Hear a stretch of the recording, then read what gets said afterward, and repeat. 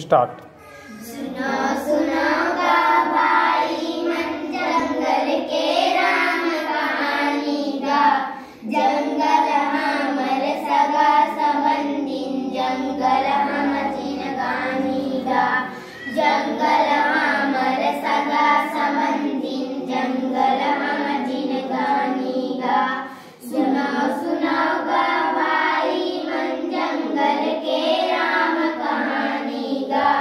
जंगल हमर सगा संबंधीन जंगल हम जिनगानी गा। जंगल हमर सगा संबंधीन जंगल हम जिनगानी गा।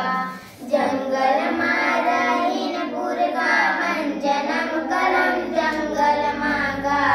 जंगल के फल फूला खा के बाड़ी न ओखर बल मांगा। जंगल के फल फूला खा के बाड़ी न ओखर बल मांगा। जंगल काबू नहीं हमें कुछ होला वरदानी गा। सुनो सुनो गा भाई मन जंगल के राम कहानी गा। सुनो सुनो गा भाई मन जंगल के राम कहानी गा। जंगल मां मंगल कहते जैन सचे ओला आना गा। जंगल मां कहाँ है फैक्ट्री कहाँ है कारखाना गा। सुनो सुनो गा भाई मन जंगल के राम कहानी गा। जंगल हमर सगा संबंधीन जंगल हम जिनगानी गा। जंगल हमर सगा संबंधीन जंगल हम जिनगानी गा। राम किसान ला जाने हमनी जंगल के खातिर गा।